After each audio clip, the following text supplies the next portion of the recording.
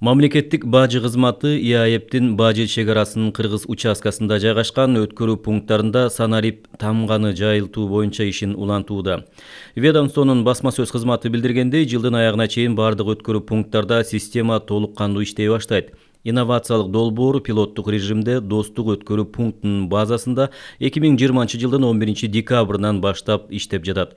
Азыркы учурда тышкы экономикалык ишмердиктин катышуучуларына товарлар жана транспорттук каражаттар тууралуу маалыматтарды өлкөнүн бажы аймагына келгенге чейин берүүгө мүмкүндүк берген алдын ала маалымдоо жаңы порталын иштеп чыгуу боюнча иштер жүрүп жатат. Бул портал ИАЭПтин укугун түзгөн эл аралык актылардын жана келишимдердин акыркы талаптарына ылайык келет жана товарлардын өткөрүү пункту аркылуу өтүүсүн тездетүү үчүн арналган маалыматтарды берүүгө мүмкүнчүлүк берет.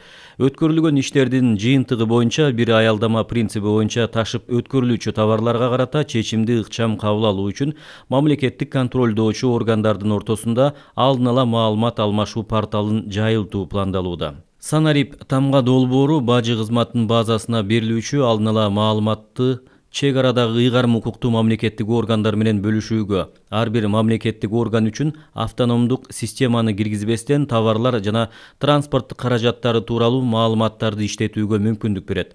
Бул тышкы экономикалык ишмердикти жүзөгө ашырууда ылайыктуу шарттарды түзүүнү жана товарларды өткөрүү пункттары аркылуу ташып өтүүдө убакыт чыгымдарын төмөндөтүү аркылуу транзит өлкөсү катары республиканын жагымдуулугунун жогорулашын камсыз кылат.